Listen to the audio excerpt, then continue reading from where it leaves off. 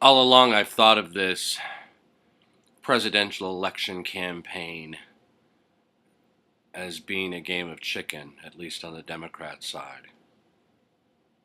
I think the Democrats are doing their best to lose, to make what seems to be a game attempt to win the election, to fight, and sadly lose in the end. I cannot imagine two weaker candidates than Hillary Clinton and Bernie Sanders. Two candidates least likely to inspire enthusiasm except among the Kool-Aid drinkers in their own limited coteries. And accordingly, my read on this election from the get-go has been that the next president, whatever his name might be, will be President Fallguy. And that President Fallguy was to have been a Republican. The reason that the next president would be President Fallguy is that Marxism is collapsing all over the world. Most notably right now in Venezuela, but Venezuela only takes the prize because we don't get good news out of North Korea. We get nothing but propaganda out of China, Cuba.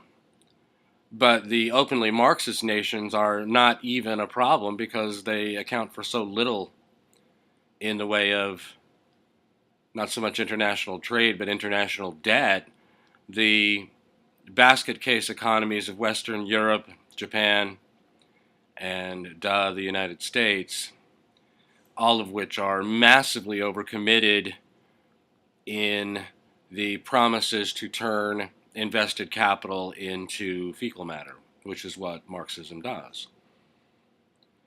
So Marxism makes enormous promises in order to buy support, and the promises consist of free food for you. Well, where's the free food going to come from? It's going to come from cannibalizing the invested capital that made the food possible in the first place. And this is what is going on in Venezuela right now. It's wonderful to see Venezuela turn its currency into toilet paper and then turn toilet paper into currency.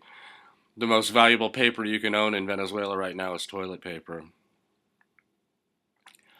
But all of this is going to come crashing down, and when it does, Marxism must not take the blame. Marxism cannot take the blame for its own failures, and therefore we have to have President Fallguy to be in office in order to blame the failures of Marxism on anything other than Marxism, typically on what is called capitalism, which is in fact crony capitalism and corporatism, Rotarian socialism, National Socialism. The one hand washes the other kleptocracy that obtains in all of the countries I've named to one degree or another. The greater the degree of kleptocracy, the greater the degree of starvation in the present moment. But kleptocracy marches ever leftward, and as every new failure of the kleptocracy becomes evident, there is new theft to try to paper over the consequences of the old theft. Ultimately, you run out of other people's money to steal, and when that happens, there will be hell to pay. And the person who is going to be assigned to pay that hell will be President Fallguy. The claim up until this year has been that the GOP bench is much deeper than the Democratic bench. This is a result of the midterm elections in 2010 and 2014, in particular the so-called Tea Party revolution. The Tea Party has been an enormous disappointment, has resulted in the reduction of government in almost no way whatever. Certainly not at the federal level, but not at the state, county, or municipal levels either, where they might actually have successfully done something had they been committed to doing anything. But the claim was that the GOP bench was so deep the Democrats had no hope. Well, yeah, we had 17 candidates running for the Republican presidential nomination at one point. That's a deep bench. Wow, that's amazing. But it wasn't that deep a bench. It was 17 idiots, of whom 3 remain. And ultimately, the GOP bench has reduced itself to a pitched battle between Foghorn Leghorn and Frank Underwood.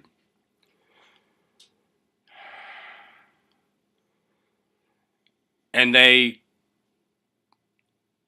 are volunteering to be President Fallguy, not because they think they can prevent a collapse. I don't even know if they're acknowledging that there will be one, and not because they have been conscripted by the ruling class into being President Fallguy. I think it really ultimately boils down to these two are the greater fools. The principle of the greater fool in investment is in a bubble, in an economic bubble. I may have been a fool to make this purchase, but I will redeem my foolishness as soon as I find a greater fool. And the Democrats are angling to lose this election, to fight gamely and lose, and they have two greater fools who are volunteering to try to win it for them. Unfortunately, I don't think that either one of them is capable of beating the Democrats, and therefore Hillary Clinton may end up being president even despite the knowledge that Marxism is going to collapse. This wouldn't be an awful injustice to fall upon her. It would be a wonderful thing for her to be held to account for her awful political philosophy, but it would be an awful, awful thing for everyone else. There is no good outcome to be foreseen from this. One of the things that's interesting to me, I've been waiting for this to happen for 12, 15 years now. I've been expecting it. It may not be happening. I don't know. Leon Wolf wrote about it this week in redstate.com. I'm not even sure the site. But arguing that Trump is coalescing a new political party around himself, using the GOP apparatus, but really creating what I've been foreseeing, what I've been anticipating, a new center party. The population of the United States is not enormously socialist and it's not enormously libertarian. It's kind of mushy, muddling middle.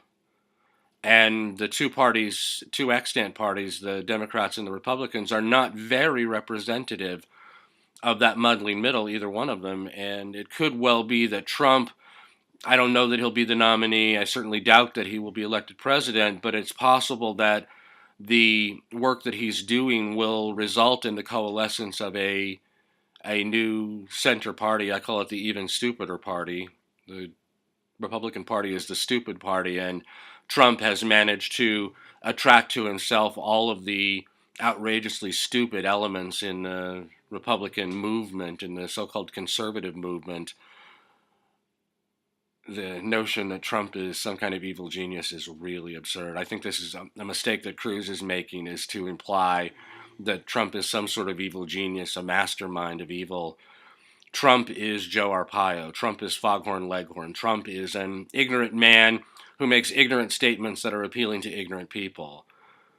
The even stupider party will be the coalition of the ignorant in the United States, the moderately educated, not very well educated, certainly not very rigorous, not very exacting, and not very good at predicting the consequences of their beliefs, nor even at recognizing that the other members of their coalition are at odds with them. This is one of the great successes of the Democratic Party in the 20th century, is that they managed to get people who were fundamentally at odds with each other to join together in this big tent political party that dominated the 20th century.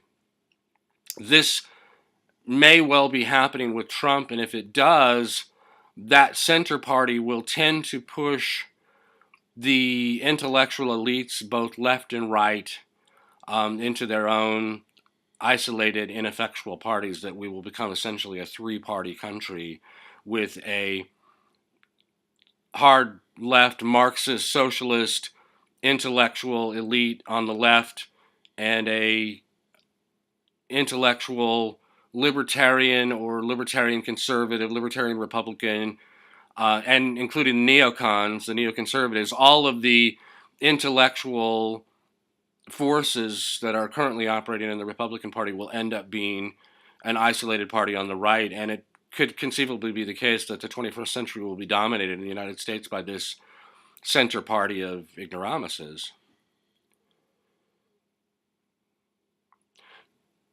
The trouble with this is that people without direction march ever leftward.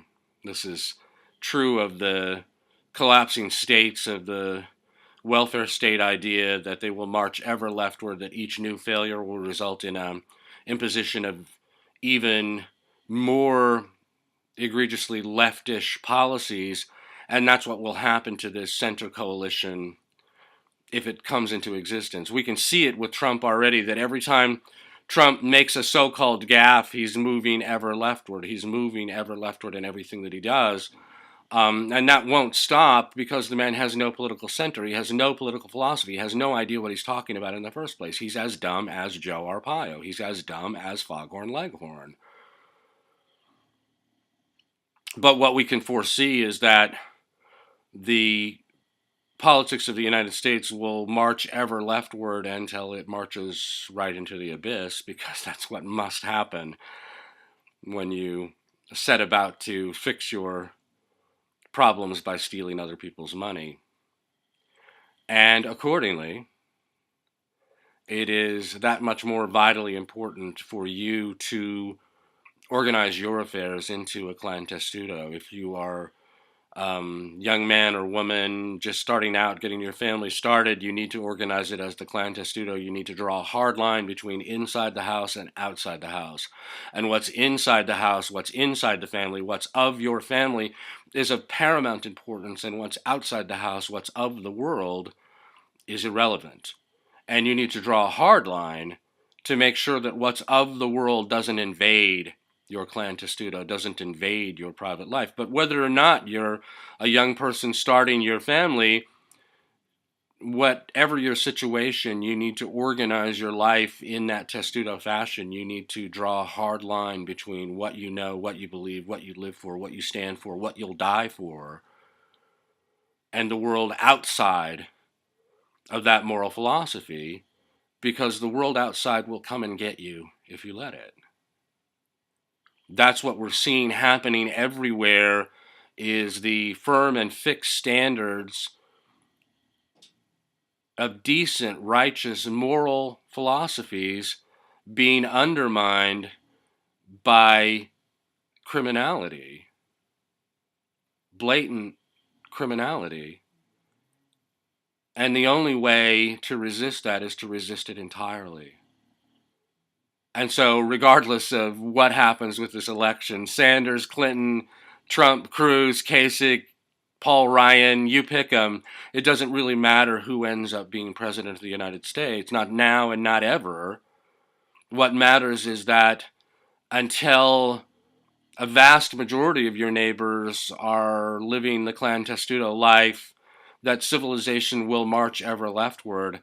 And if you don't intend to march with it or get trampled by it, you need to establish the standards by which you live and hew to them rigorously. I'm certainly willing to help.